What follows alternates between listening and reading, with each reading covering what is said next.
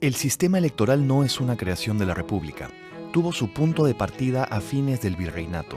Desde esta época, las elecciones fueron concebidas como un sistema de representación de la nación. Es una consecuencia de la invasión napoleónica a España, el gobierno de José Bonaparte y la Constitución de Bayona.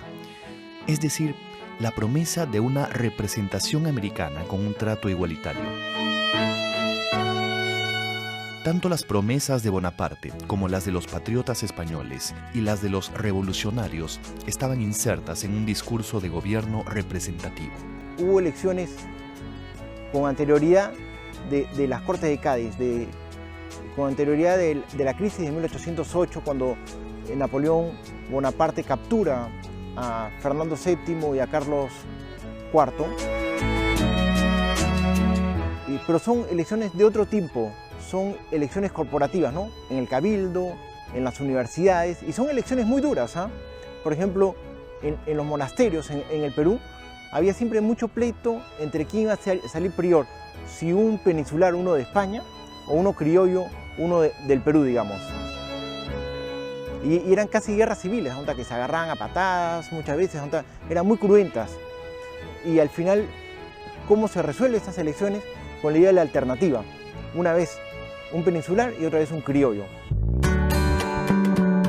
La Constitución de Cádiz de 1812 consideraba como ciudadanos de la monarquía española tanto a los españoles como a los indios y mestizos, aunque excluyera a la gente de procedencia africana, en particular por su condición esclava. Permitía también el acceso de los analfabetos al voto. Las Cortes de Cádiz diseñan el sistema electoral en términos de ciudadanía. Los ciudadanos, los miembros de parroquias, de ciudades y pueblos, elegían. Y ahí sí se busca la idea de la representación de la nación, del pueblo. Y esa es una transformación radical de la noción de la elección, porque detrás de esa idea está la idea de la soberanía popular. Es que la soberanía reside en el pueblo. La influencia de las Cortes en el sistema electoral continúa durante buena parte del siglo XIX. Eran elecciones indirectas. Las elecciones tendrían dos fases, ¿ya? Una que era a nivel parroquial, ¿no? Que era la circunscripción electoral. Como nosotros en Lima, la circunscripción electoral es Lima, en Arequipa la circunscripción electoral es Arequipa, ¿no? Porque ahora tenemos circunscripción electoral departamental. En esa época la circunscripción electoral eran las parroquias y ahí se elegía a los electores.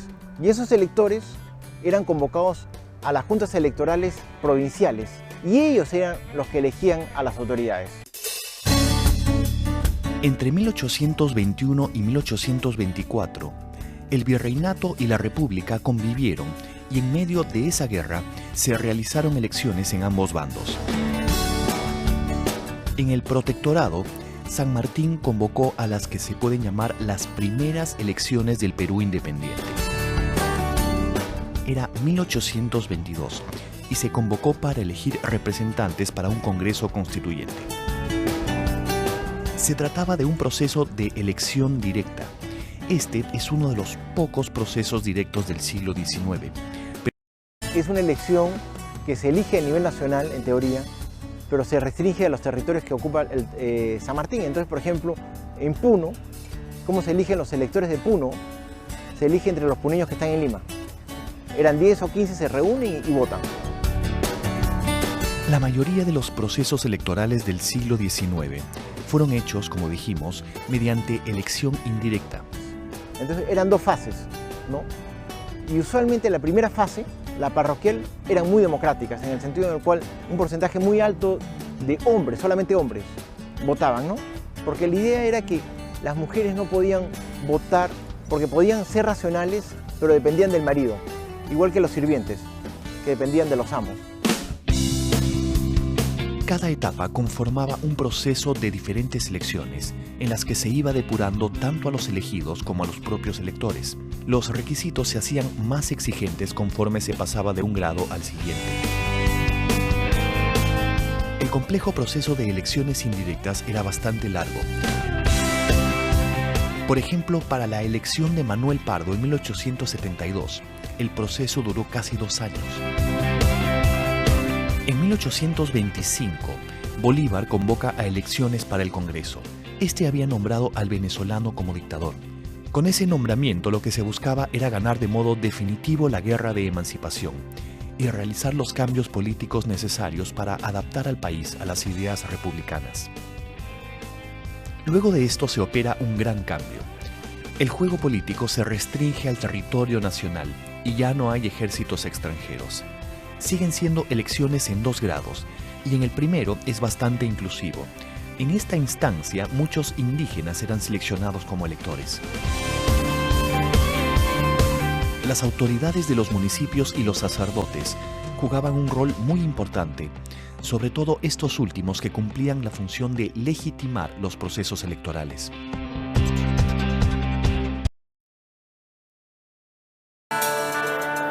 Las elecciones de 1829 son las primeras elecciones presidenciales populares del Perú. No hubo lucha y se ratificó una situación de hecho. Gamarra era candidato único y obtuvo votos de más de la mayoría de los colegios electorales de provincia exigidos por la Constitución. El sufragio era indirecto, era público, pero lo universal era concebido de otra manera. En realidad solo votaban los hombres mayores de 21 y eran los grandes propietarios o de mayores ingresos. De alguna manera eran los dueños del Perú. Entre 1845 y 1872 se funda y despliega el Estado castillista, que pese a su signo autoritario, siempre asignará importancia a las prácticas electorales. En las elecciones de 1850 sucedió un hecho inédito. Por primera vez, un presidente electo le transmitió el mando a otro presidente también nacido de un gobierno electoral.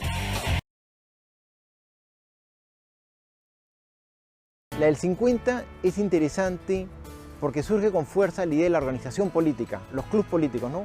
El club progresista, ¿no? Entonces te cambia la dinámica electoral. Surge con fuerza, por ejemplo, la idea del candidato, porque un club político tiene su candidato. Surge con fuerza la idea de una agenda nacional, porque un candidato tiene que tener una agenda nacional, ¿no? Surge con fuerza la idea de la campaña, la idea de las redes oficiales, etc. Entre 1855 y 1860 se da un paréntesis en el sistema electoral que posibilitó el voto directo y universal. Esta breve irrupción es alentada por los radicales liberales y románticos. En 1854, luego de una cruenta guerra civil, Ramón Castilla vuelve al poder. Se instala la Convención Nacional y se efectúan elecciones en 1855. Estas confirman a Castilla como presidente provisorio. La Constitución de 1860 se retorna al sistema tradicional de elecciones indirectas. En 1868 se convocan a elecciones y asume el coronel José Balta. La elección de los ciudadanos que debían formar los colegios electorales se dio con muchos episodios de violencia. La presidencia de Balta terminó con no menos violencia e inclusive es asesinado en 1872. Fue en el contexto de la revuelta de los hermanos Gutiérrez, quienes luego fueron muertos y colgados por el pueblo en las torres de la catedral. Hasta 1871 habían existido varios tipos de campañas electorales, unas como corolarios de sublevaciones triunfales, otras mediante la votación por el Congreso. Otro tipo podría ser un virtual acuerdo entre el gobierno y un sector de la oposición. La campaña de 1871 al 72 se asemejó más a la de 1850 al 51. Hubo aspectos similares: los desbordes de la prensa, la efervescencia de las reuniones públicas, la conmoción en el país entero, etc. Pero hay una diferencia sustancial. Mientras que en 1850 al 51 el gobierno pudo imponerse, en 1872 se dio el primer caso de una victoria ostensible de la oposición. La de un civil que le gana a los militares, ¿no? Y no solamente eso, sino que es el opositor el que gana al candidato oficial. Es un opositor el que gana la elección al final. En Lima y en otros lugares del país, el partido de Pardo ganó las mesas. Según afirmaron los adversarios, turbas traídas de Cañete, Lurín y Chancay, unidas a obreros del Ferrocarril Central, colaboraron con esta victoria. Cuenta Echenique que sus electores no llegaron a entrar a la Plaza de Armas por el nutrido fuego que recibieron desde techos y balcones. Se dice que Pardo gastó parte de su fortuna personal, sobre todo en Lima, el mismo día de la elección. Una campaña como esta implicaba la organización de banquetes, marchas y mítines que servían de propaganda. El partido civil también representa una burguesía que se está redefiniendo a partir de la riqueza del guano, ¿no? La oligarquía que apareció tras la funesta guerra con Chile y cuyo eje lo conformaban principalmente exportadores y empresarios limeños, aglutinaba algo más de una treintena de familias costeñas notables vinculados al reconstruido Partido Civilista. Según Jorge Basadre, eran los propietarios urbanos, los grandes productores de azúcar y algodón, los hombres de negocios prósperos, los abogados con los bufetes más famosos, los médicos de mayor clientela, los catedráticos, en suma, la mayor parte de la gente a la que le había ido bien en la vida. Hacían intensa vida de club, residían en casas amobladas con los altos muebles del estilo imperio y vestían chaqué negro y pantalones redondos fabricados por los sastres franceses de la capital. Si observamos detenidamente y tomamos en cuenta lo que nos dicen los historiadores, en la oligarquía se puede distinguir hasta 3 grupos de acuerdo a sus actividades en las diferentes zonas del país. Así tenemos a los oligarcas de la costa con base en la explotación azucarera, los oligarcas de la Sierra Central basados en la explotación minera y latifundista, y los oligarcas del sur basados en el comercio lanero. Como lo hemos referido, tras la guerra del guano y del salitre, aparece en el contexto peruano un grupo social de élite, conformado por personas acaudaladas y con intereses y orientaciones ideológicas similares, que lo llevaron a ejercer el dominio político y económico del país desde el final del siglo XIX en una sucesión de gobiernos oligárquicos o gobiernos de unos pocos adinerados que atendieron sus propias expectativas y olvidaron las necesidades y las aspiraciones de las grandes mayorías. Esta élite cerrada y paternalista, aburguesada o plutocrática, operó en forma aristocrática y se alió a los gamonales de la sierra y a los capitalistas extranjeros para asegurarse el control del país. Si analizamos el campo económico durante la sucesión de gobiernos oligárquicos, pudiéramos decir que a esta élite oligárquica le faltó lo que los historiadores llaman un proyecto nacional para el desarrollo, pues a estos personajes solo les interesó la exportación de los recursos y el fomento de las exportaciones, mas no la industrialización del país.